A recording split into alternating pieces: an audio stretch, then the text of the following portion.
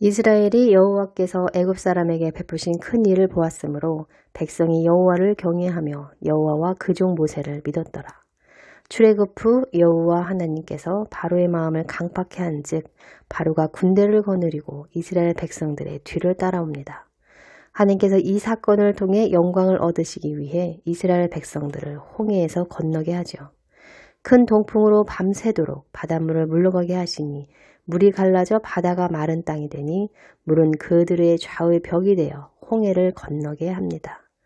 홍해를 건널 때 애굽 사람들이 이스라엘 사람 뒤를 따라갔는데 여호와께서 그들을 바다 가운데 수장시켜 버립니다. 이 사건을 통해 이스라엘 백성들은 모세와 여호와 하나님을 믿게 되었을 뿐만 아니라 그로 인해 하나님을 찬양하게 됩니다. 홍해를 건너는 사건은 허물과 죄로 죽었던 우리가 예수 그리스도의 보혈로 씻음받고 거듭나는 증표로서 세례를 상징합니다. 모세가 홍해에서 이스라엘을 인도하매 그들이 나와서 수르 광야로 들어가서 거기서 사흘 길을 행하였으나 물을 얻지 못하고 마라에 이르렀더니 그곳 물이 써서 마시지 못하겠으므로 그 이름을 마라라 하였더라. 백성이 모세를 대하여 원망하여 가로되 우리가 무엇을 마실까 하매 모세가 여호와께 부르짖었더니 여호와께서 그에게 한 나무를 지시하시니 그가 물에 던짐에 물이 달아졌더라. 거기서 여호와께서 그들을 위하여 법도와 율례를 정하시고 그들을 시험하실세. 애굽의 10가지 재앙과 홍해 사건을 기억한다면 이스라엘 백성들은 원망과 불평 대신 다른 반응을 했어야 했는데 그들은 그렇게 하지 않았습니다.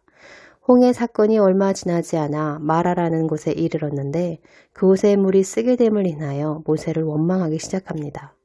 모세는 여호와께 부르짖어 기도했는데 다행히 그 물이 달아지면서 마실 수 있는 물로 변하게 되죠. 이처럼 어려움과 문제에 직면할 때 원망과 불평 대신 모세처럼 부르짖어 하나님을 찾고 구하고 두드렸다면 광야의 삶이 오히려 도전이 되지 않았을까 싶습니다.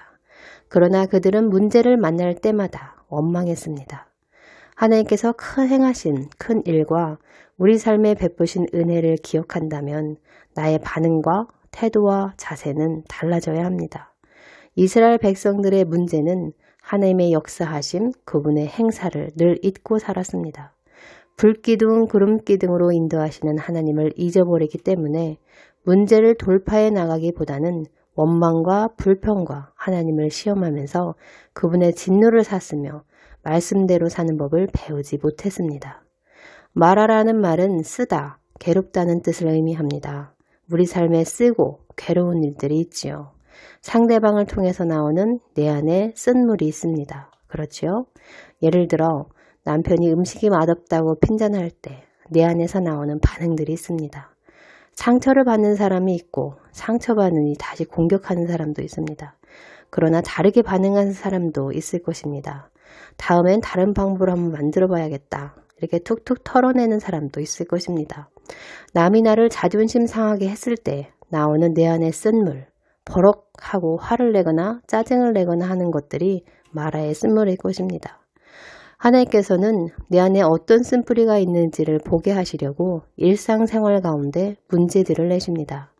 그 문제를 통해서 나오는 나의 반응, 그것을 회개하며 하나님께 드려야 합니다. 내 안에 쓴 것을 주님께로 가져가서 고침받도록 기도해야 합니다. 그것이 하나님께서 우리에게 원하시는 뜻입니다. 이스라엘 백성들처럼 문제를 만날 때 상대방을 탓하고 문제를 탓하고 하나님을 탓하는 게 아니라 그 문제를 가지고 하나님을 찾고 부르짖어 기도해야 한다는 것이죠. 그래서 하나님은 이스라엘 백성들에게 법도와 율례를 정하시고 그들을 시험하십니다. 어떻게 반응하며 사는지를 보시는 것이죠. 믿음으로 반응하는가? 환경과 상황과 문제를 바라보며 원망하고 불평하는가? 너희가 너희 하나님 나 여호와 말 들어 청종하고 나의 목에 의를 행하며 내 계명에 귀를 기울이며 내 모든 규례를 지키면 내가 애굽 사람에게 내린 모든 질병 중 하나도 너에게 내리지 아니하리니 나는 너희를 치료하는 여호와임이라. 말씀이 뭐라고 하는지를 보고 그 말씀대로 믿으며 믿음의 반응을 하며 살아야 하는 것이 믿는 자의 자세와 태도입니다. 그분께서 명하시는 것은 지키고 행하려고 노력해야 합니다.